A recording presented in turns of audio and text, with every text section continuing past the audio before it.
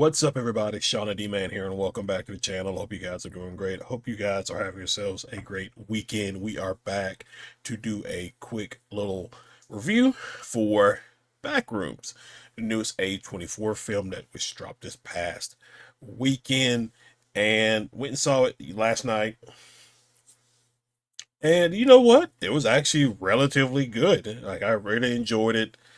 I don't know what this would be categorized as when the type of movie. It's not really a horror. Maybe more suspense than anything else. So I guess that's probably the best way to go about it. But overall, I thought this was a pretty fun film, and I can't remember what the budget was because right now there is this huge conversation about Obsession that came out several weeks ago, The Mandalorian and Grogu, and Backrooms, because it seems like both these two projects very cheaply made, which I think Obsession was made was like $875,000. Let me see, what was their budget? What was Backrooms budget? Let me see. Let me see if I can find that real quick. Um,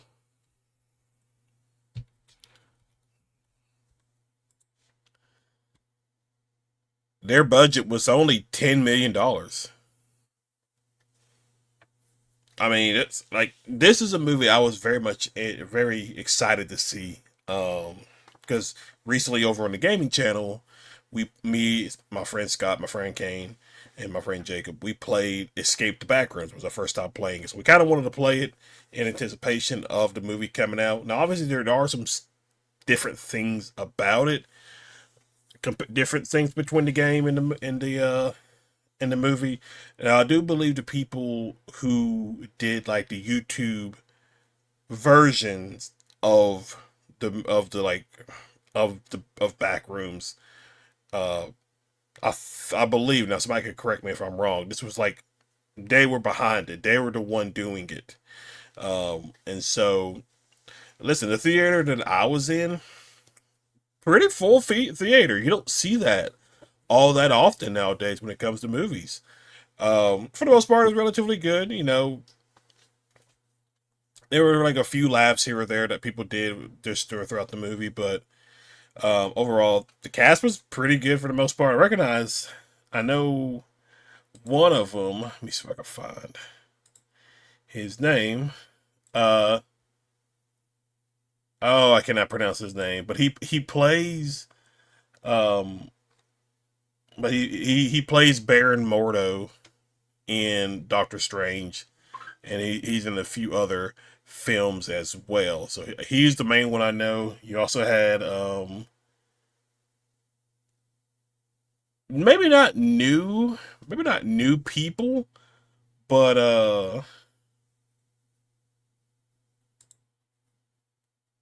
maybe not new people, but people who've probably been around for a while and probably been in a few movies.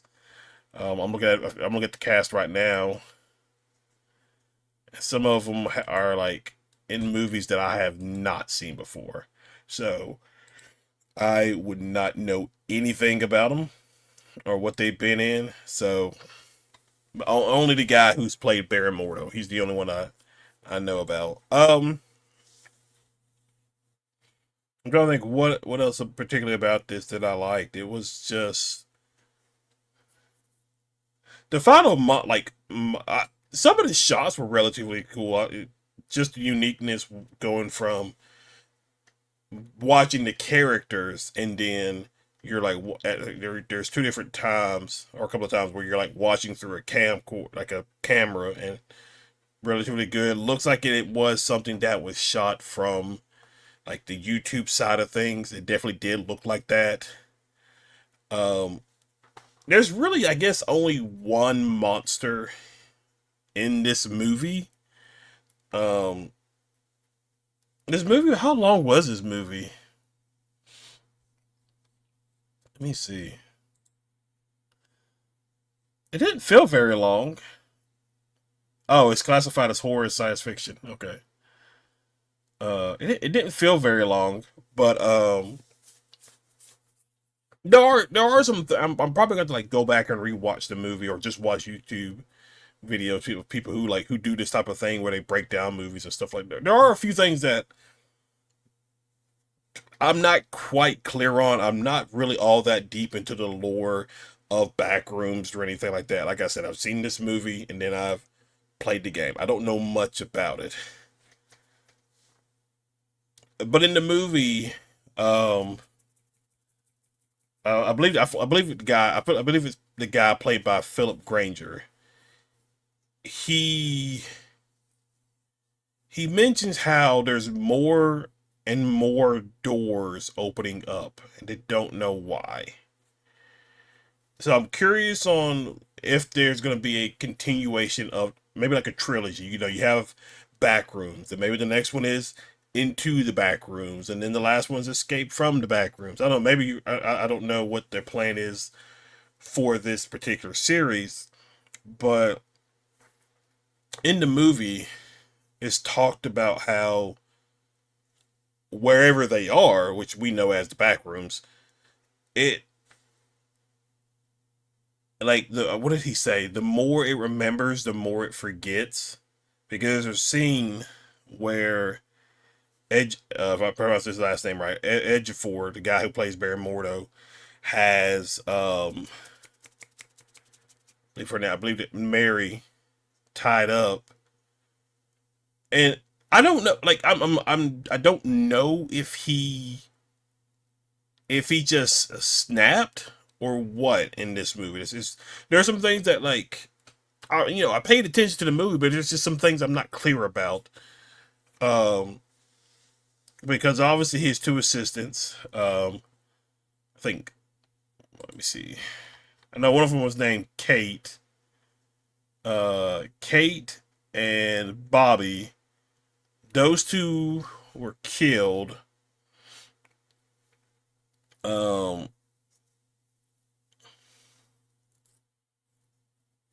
it I like a part of me is like thinking these are just again these are just my thoughts about it. Part of me is just thinking like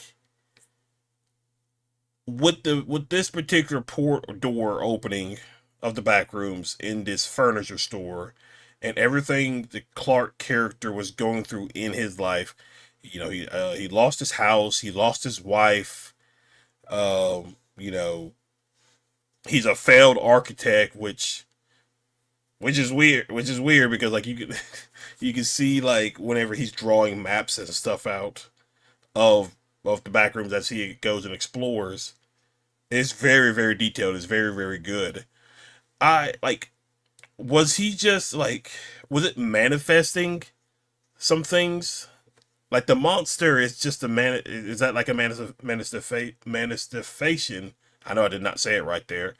Um, of like maybe some deep anger, trauma, whatever. But then again, we do see it tied up by these, government officials at the towards the end of the movie. So I don't know. There's a lot of questions about this movie. Um, but I mean I still liked it though. I thought it was still pretty good. Um, it has it has the worst pirate commercial I've ever seen, which is how Philip Granger's character like realized maybe something was going on. Maybe they seen this this pirate creature before because he's sitting down watching TV with his family and a pirate commercial for Clark's furniture store comes on and you could tell looking at him as if he's seen it before. Um, maybe it's what killed the first guy at the beginning of the movie. Maybe and that's how he recognizes it. But it definitely like prompts them to intervene and everything. So yeah, it's just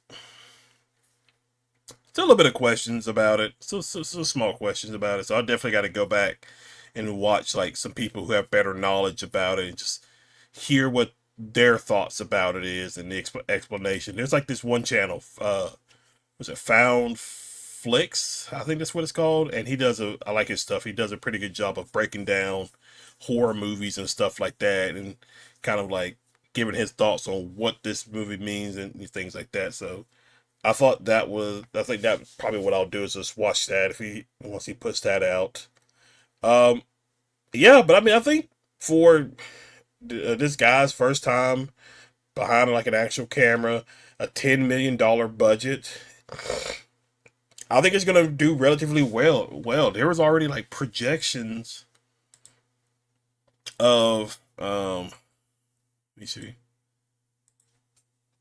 Uh, there was already projections about this movie. So, do, do, do, do, do. So for this opening weekend, it's estimated to have 85 to $90 million just this opening weekend. So Friday, Saturday, today. And again, the budget was $10 million, so they're more than likely are going to make their money back. Um, so that's relatively good. That's really good. So there wasn't that much marketing to go behind this as well. I mean, at least I know with the trailers that they had, um, and then just the traditional like ads on YouTube or Paramount Plus, HBO, or whatever, just like your normal ads on television. But other than that, I think this movie's gonna do relatively well.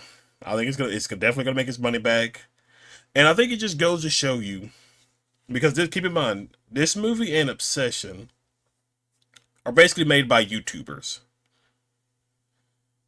and when we watch some of these movies that have overinflated budgets, and most times they don't even make the money back. Like you see this here. Like a lot of people were pretty much excited for Backrooms, but again, my theater was full of people. Obsession, everybody's been talking about it. It's the word of mouth is spreading, so more and more people have been going to see Obsession. Um, again, you can make good movies on a relatively cheap budget. Godzilla minus one is another good example. What I think their estimated budget was maybe like $10 to $15 million, and I think they made $1 billion, if I remember that correctly. So what are these studios doing with these hyperinflated budgets that they get for these movies? Now, part of it is obviously just the actors, the actresses, and all that stuff, but it is very question. It is interesting how these two movies potentially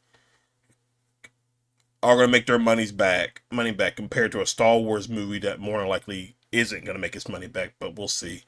So yeah, Backrooms, new A24 movie, liked it.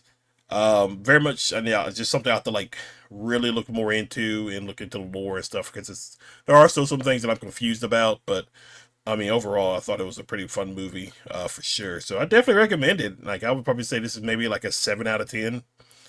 Um, I think for the first movie debut, did a relatively good job, and there's obviously some things that he can, the people behind the camera of this movie and things like that. There's some stuff they can improve on. So, but yeah, A24's Backroom, liked it. Definitely go see it.